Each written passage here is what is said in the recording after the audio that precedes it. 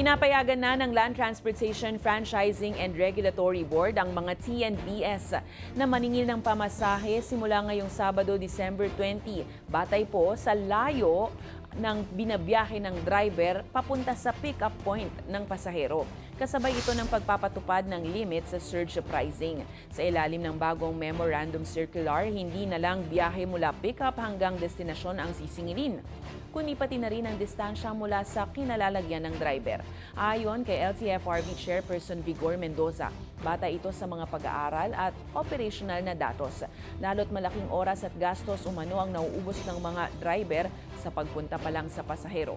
Nilinaw naman ni Mendoza na may limitasyon ng pick-up fare hanggang 5 kilometro lamang at magkakaiba ang singil depende sa uri ng sasakyan. Anya layon nito na balansehin ang epekto ng 50% pagbaba ng surge pricing sa mga TNVS drivers.